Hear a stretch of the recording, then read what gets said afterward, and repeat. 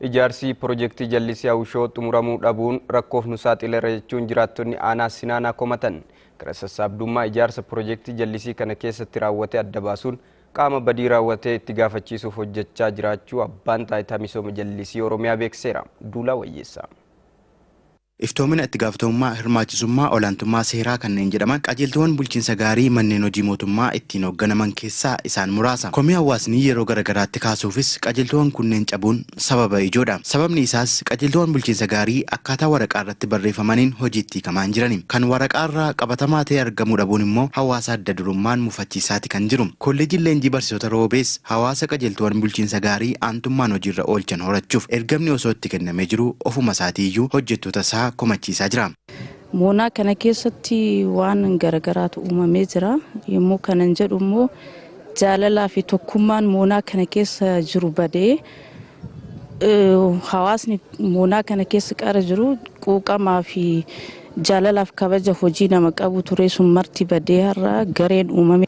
Haxaramee jira jechuudha. Kolleejiin kun akka nama oddoo nugusaa tokko itti xirametti asuma keessatti kutaan maanajimentii kaabbaa haaromsaa uffachuudhaan nama sodaachisuun adeemsa barbaachisuu keessatti fi kolleejii hawaasa tokko keessatti mariin gaggeeffamuutu jira.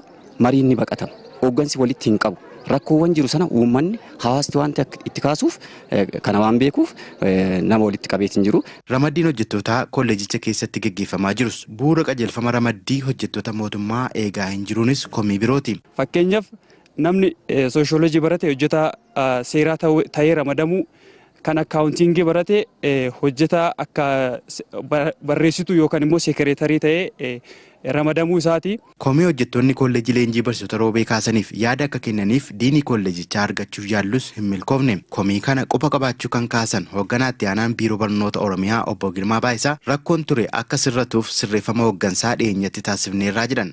Rakkoo bulchiinsa gaarii jedhamee komii hooggansa wajjin wal qabatu wanta ka'e innaa laalu gadi fageenyaan qoratame akkaatuma qoratame sanaan akka waliigalaa irratti diiniin kolleejii iddoo kana keessatti wanta komiin bal'inaan waan irratti dhiyaatee fi haaromsa kana wajjin wal qabatee kan jiru diiniin iddoo sanaa ka'ee nama biraatiin hoogganuu akka danda'u hooggansachi jiru wajjiniinis boordii kan gaggeessan jiru akka waliigalaatti akka manaajimentii keenyas ilaallee murteen sun murtaa'ee qorannee ergama kolleejii keenya kan jennu barsiisota gamsaa fi itti gaafatummaa qabanii namuusa qabanii dhaloota kana beekumsaan isaa ta'u amalaan isaa ta'u bocuu kan danda'an sana oomishuu akka danda'ani qeeta sanaan akka at least hooggansachi jiru sirreessameera jechuu barbaadeetani. Hooggansi ramadames komii hawaasni kolleejii leenjii barsiisota Roobee kaasan dhaawataan akka furuuf kallattiin kennamus obbo Girmaan eeraniiru. Rakkoonni tokko tokko kan qoratamuu qabu hin jira.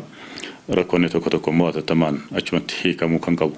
Kan akka amma komii ammaan ilaalamee qajeelfamni cabee jiraatu sana automaatikaalii achitti sirreessuu waan barbaadu waan jiruufi qixa kanaan ilaalamee akka waliigalaatti hooggansi haaraas dabalatee boordiinis deeggarsa godhee biiroon barnootaas closely deeggarsa godhee qixa kanaan hiikuun hin danda'ama kan jedhu ilaalameetu gara kanatti kan dhufame.